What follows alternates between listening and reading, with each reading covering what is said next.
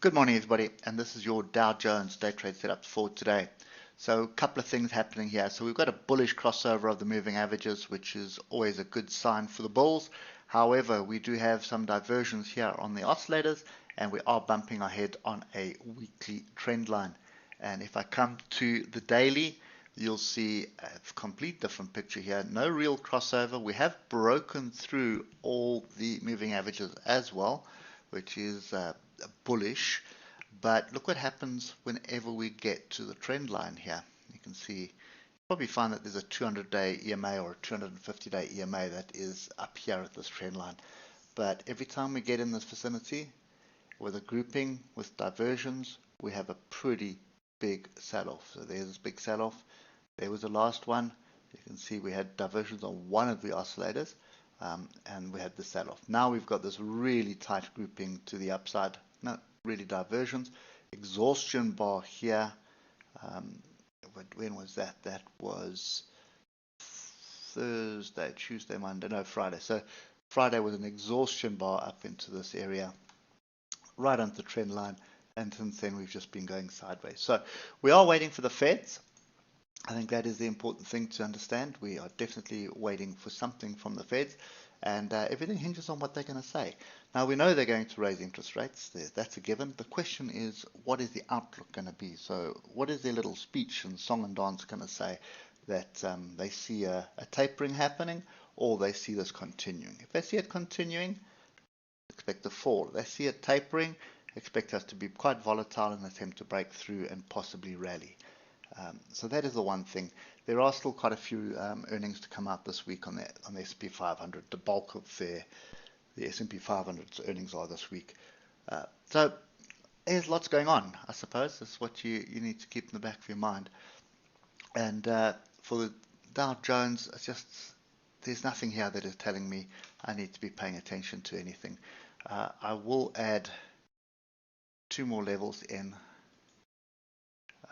These two here, because they will have some significance. And if you look at the 3-hour oscillators, grouping to the downside, a little bit of diversions here, and then we've separated and looking like a crossover. So that is semi-bearish, but we are bumping our head against a major resistance level. So yeah, there's nothing more I can say here. We had a pretty strong move up through the day. Well, just meandering, and then we had these two massive bars, big sell-off off the highs here, and that was just around the open, just after the open. I think it was 12.12, yeah, so it's just on the open we had the sell-off. So could be a little bit of a flag forming here for another leg down. We do have this gap down here, which we've spoken about already yesterday, so this could still be a target. I don't think this is the fact that we've closed below this level here at 32,696.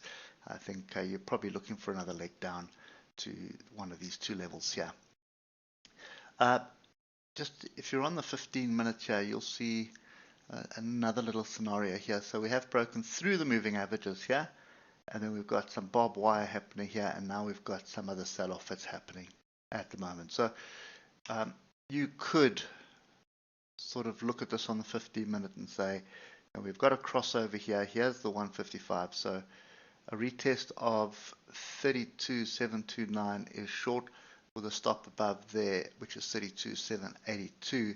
That's a 54-point stop loss. And what you'd be looking for is a 297-point gain. So of all the indexes, this is the only one that is looking like a relatively decent setup on the 15-minute.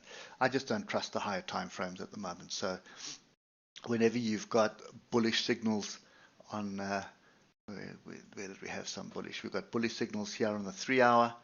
Then we have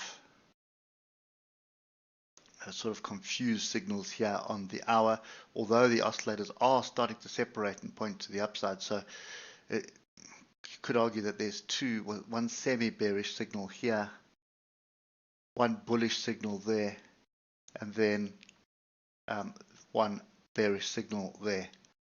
So mixed bag. So whenever it's like that, it's typical of data. So yeah, I think if you are going to trade this one, of the three that I watch, this is probably the best one to pay attention to. Pay attention to something sort of 6 minute, 10 minute, 15 minute charts. And so long as you're below the 155, the trend is down. If you're above the 155, trend is up. But I wouldn't be in the market when the noise comes out later this evening. So probably something worthwhile in the early sessions. But as I say, I think I'll just sit on the sides and wait this one out. Let's wait and see what the Feds have to say tonight. Hope that helps someone, and we'll catch up with you tomorrow morning. Cheers for now.